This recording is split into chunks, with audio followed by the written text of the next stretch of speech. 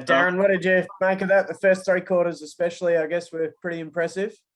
Yeah, they were. There was a little stage in the first quarter where I felt that the Eagles got on top of us around the footy and subsequently resulted in a couple of goals to them. We didn't have, we weren't set up really well behind the footy on those occasions. But, for most part, for the first three quarters, we definitely had the game looking the way we wanted it to look like. We were strong in the contest.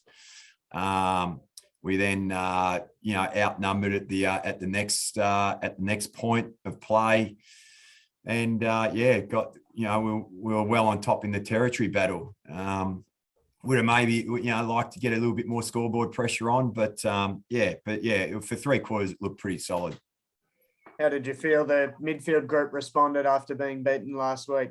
Yeah, I thought they responded really well. As I said, we got beaten convincingly in a half of football last week around the footy, and then post clearance as well, like with post clearance ground ball, and it's a bad combination, and especially when you get out tackled. So that combination of three wasn't great, and probably it's not all a reflection of the midfield, but I know that the midfielders were really disappointed coming away from that game and their overall output not being able to help the team last week. So they responded really well. Ash Riddell, 42 disposals is pretty amazing. Yeah, look, Ash's got a great ability to be able to find the footy. She works so hard in game. She sets her work rate in game up, during the week. She's an elite preparer. And it goes all the way back to the start of pre-season. She, said it before, she had a great pre-season that set her up for a really strong year, and her years, continued on, like from, right from round one all the way now to the last round. She's been really, really important to us. And, but I must say also that, we like to think that the depth of our midfield allows someone to get off the leash each week. Like there was a period there where Jazz Garner was that player that was then getting off the leash for a number of weeks. I think, the growth of Mia King, Ali Gavalis, then you throw Jenna Bruton into the mix as well. Like I think just the combination allows for a bit of depth through there. Was it, I guess you could look at it one of two ways, heading into a final series, I guess an easy kill like that. Do you think that could be a good thing or potentially a bad thing on the eve of the biggest month of the season? It could be not the greatest build up to a final, because you'd like to try to replicate the type of pressure that's going to come with playing in a final.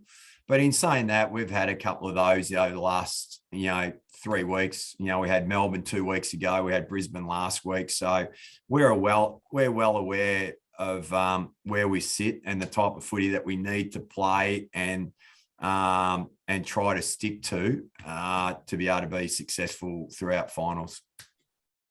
And Emma King was a welcome return. Pretty much was one of the main reasons why the game was just about over at halftime, wasn't she? She's clunking everything. Yeah, no, she was super.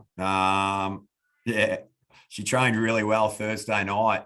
She had to get through training Thursday night to get medically cleared, and she trained really well. And like she just looked fresh and covering the ground.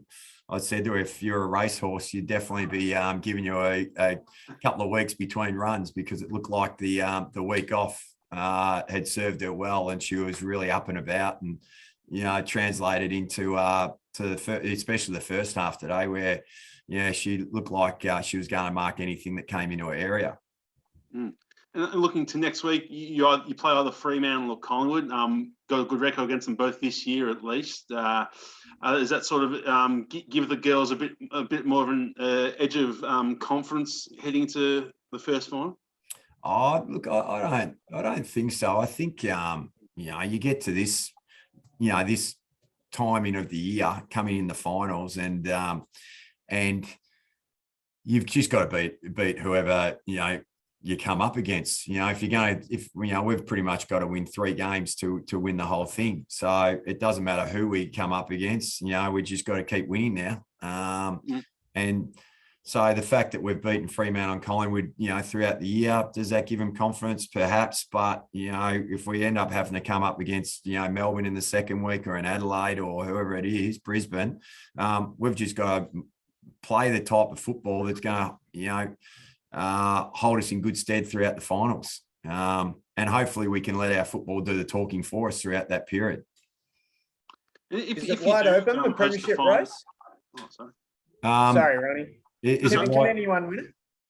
I think it's wide open, personally. I think it's going to come down to who can, on the day, who can really get the game looking the way that they want it to look, and for the longer periods of time. I think it's pretty tight. And I think I think this season so far has shown that anyone on their day can actually get up and knock someone else off. It's been interesting, like you sit back and you listen to the narrative a little bit in AFLW, and when Melbourne went to Adelaide and Adelaide beat them comfortably, Melbourne, they can't win the flag. And now so they're probably back to being premiership favourites. Adelaide were flying, and then they lost to the Bulldogs, and then all of a sudden, Adelaide, geez, that's a stumble. Are they going to sort of do that, over the coming month? We played Brisbane last week, and they performed really well. So I think that anyone on their day throughout this period is capable, but it's going to be who can sustain it. Like you're going to have to, other than the top 2 who get a double chance, the other 4 of us, we're just going to have to sort of be able to try to maintain our hunger and want to sort of be successful. If you do host a final next week, will it be at Arden Street confirmed, or is that how you understand it, or not sure? I'm not too sure. Yeah, not too sure where that will be. If it's if it is a home final back over here, I'm not too sure where we'll play that. Fair enough. And just broadly speaking, I know you've obviously got a finals campaign for this season to worry about, but talk of the next season potentially starting in August. Especially you're going to be finalists. You could go deeper. What are your thoughts on potentially a 4-month turnaround till the next season? Oh, look, the 4-month turnaround is probably not ideal, but I think the timing of the season, is far better than what we've actually had to endure this year. I must admit, I have felt for the players, and that's across the whole competition, but having to play in sometimes 35-degree heat, as part-time athletes, that's a big ask on anyone. So I think the actual timing of the season, it had to change, something had to give. So I'm glad that that's occurred. It's just going to be, obviously a very quick turnaround to another season within a year. We'll end up playing another season within 1 year. So, and then the broader question is all the things that the peripheral things that come with that. Players who have got long-term injuries. All of a sudden they might have to miss 2 seasons instead of 1 season. The draft, you're drafting 18-year-olds or year 12 students, halfway through their year 12 when they've still got SACs and exams, to come up. The expansion teams, I don't know where they fit, how well advanced they are with their with expansion, with pulling things together. And now we're bringing the season forward. So there's obviously a number of issues that the AFL will be working through to hopefully make it as a normal transition for the players and the staff as they possibly can on such a quick turnaround. Is it sounds like, so obviously the general consensus is that is the bad time of the year. Is it just a case of possibly this year the competition just has to bite the bullet and just recalibrate, and then from this year onwards it will be August starts thereabouts pretty much? Yeah, I think that's it. I think and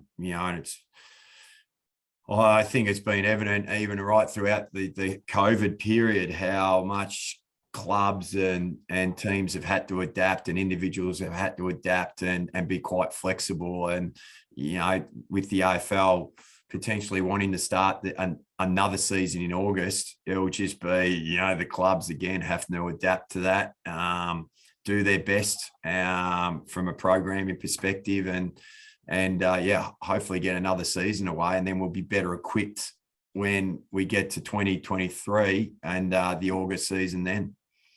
I guess it lends itself to the time of the year, lends itself to starting, having games possibly for curtain raisers for men's games, and I guess the potential for playing on bigger grounds and in front of bigger crowds. Would that be something that would excite the girls as well? Well, it will only happen sort of potentially a little bit towards the end of the men's season. But I just know we played the last game of the year last year up at the Gabba before round one of the men's season, which was Brisbane versus Sydney. And the second half was a great atmosphere. There was a big build up to obviously the men's game, but the crowd was up and about for the second half of our game, and I just know our players really enjoyed that aspect of playing in front of a really good crowd, at a really nice venue. Whether it lends itself to a little bit more of that, who knows. And any injuries? Crocker, Bruton copped a few knocks today. Aside from her, possibly. Yeah, no, she did cop a few knocks. I just spoke to her just a minute ago, and she copped a few knocks. But no, she's all good. Just copped the knock on her knee, which she had to come off and just get checked at one point. But she's all good. Emma King got through, which was really good for her to get through a game. Obviously, going into a final series, it just gives her now enormous confidence that she's been able to get through that game. I think we've got a clean bill of health with everyone else.